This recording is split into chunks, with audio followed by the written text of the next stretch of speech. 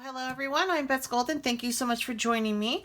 Today I am going to do a video that you guys have requested, and that is how to add a transparency on the back of a waterfall card. And I already have a little one started. This is a waterfall card, and there are a couple companies that make this waterfall type design. I don't have it quite put together yet because I'm going to do that with you, but basically as you pull it down, it does a waterfall effect. Lawn Fawn has one, and oh gosh, this is Tonic Studios. So any of them will work for this technique, but what the request was in my video hop that I had done for Save the Crafty YouTube hop, I had shown briefly a card that I created in which I use these die cuts because that's fun to do a lot of times. And basically, whenever you do this technique, as you can tell, when you push it back, it wants to get caught on your die cuts, and there's a way to avoid that, which is adding a transparency. And people were like, oh, that's cool, how do you do it? So I thought I would come on and show you. If you want to know how to put together a waterfall card, I do have this particular style on my channel. I will post the link down below so you can catch that video. I'm not going to go over it right now. I just want to focus on how to put the transparency on. I'll do a brief synapse for you, but basically you end up taking a die cut. You die cut or you cut. I know that there's a way to do this without a die cut. I don't know how to do that. I've always just used a die cut. And then you die cut your matching pieces. So I need 5 of these pieces, and then I did 5 of the small to create the frames right here. And then I put my panels together, and I really wanted to utilize something I hadn't tried before that I had bought. That was the Stamps of Life, and they have these really cute We Go Together, like this is goodies for toast. And so I thought this was really cute, and that's what I used because it has the matching dies and the stamps, and then also this really cute paper. So I created a card base that we're going to put this all on. I'm going to set that off to the side. So in order to add transparency, you're going to need your die, you're going to need transparency, you're going to need some kind of adhesive, and you're going to need a brad or something like that. So what you're going to do is you're going to take your die, and you are going to just die cut out a transparency, this bottom piece. And so you'll end up with something that looks like this. You only need the bottom piece. Then what you're going to do is you are going to adhere it over your last piece right here. I'm going to go ahead and actually use my tape runner on this one just because I like it a little bit better than the glue, but you can use glue for this. That would totally work. So I'm just going to take and just run this right over the top, and I want to make sure that I do this on the top because I don't want you to be able to see it when you open it. I want it just to slide down with no problem. So I'm going to butt this up against this very last notch up here, and it helps if I line up the hole on the bottom like so. So it's adhered on the top. Then right down here on the bottom, I'm just going to take a touch of glue and put a little bit around that hole. All right, I'm going to hold this down for just a second. Any adhesive on this would work. I am using my favorite, which is Art Glitter Glue.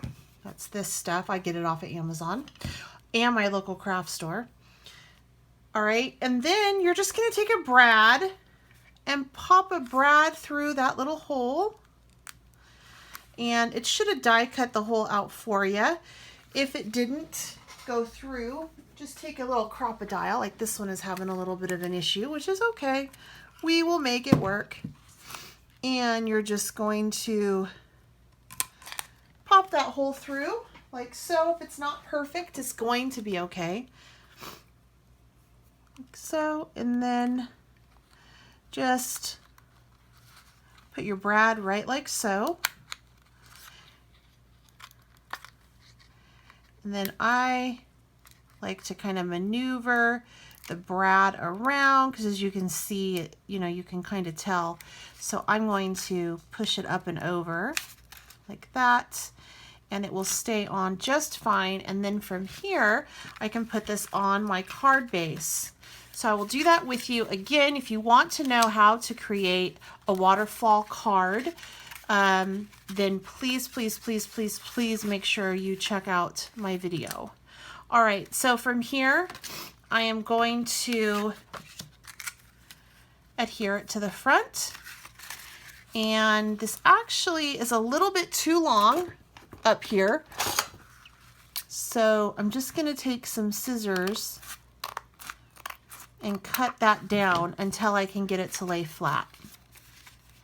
And then once I can get it to lay flat, I know that I can start to adhere it. And as you can tell, it's not really that big of a deal if you know, if it's sloppy on top, because you're never ever going to be able to see it.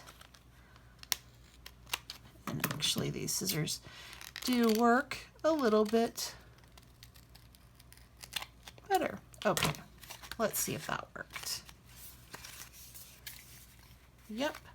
All right, so to put it on the card front, I'm going to take 2 pop dots, and I'm sorry if you hear my pups, but I have family coming home. It's about that time, and most of us have been at home for the last several weeks because we're doing stay at home in place.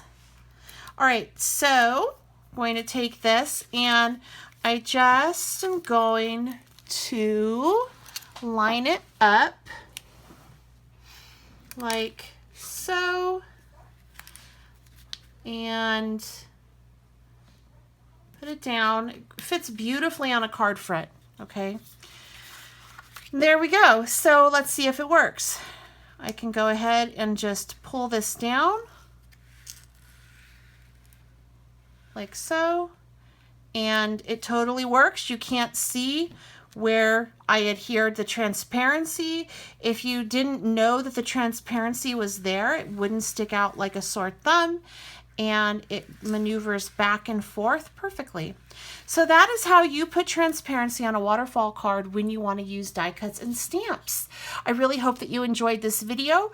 I will have listed down below this die through Tonic Studios, as well as the Stamps of Life product that I use. This isn't an affiliated link or anything like that. I just really had fun with this, and I know that some of you guys are going to be like, "Ooh, what is that? Where'd you get that from?" So it's Stamps of Life, and then I also used these little bird pearl drops on the front, which I think turned out really cute. All right, guys, if you haven't subscribed, I certainly hope that you do so. If you have any questions or comments, please leave them down below, and I will try to get any answers for you. Until next time, I'm Betsy Golden. Happy crafting.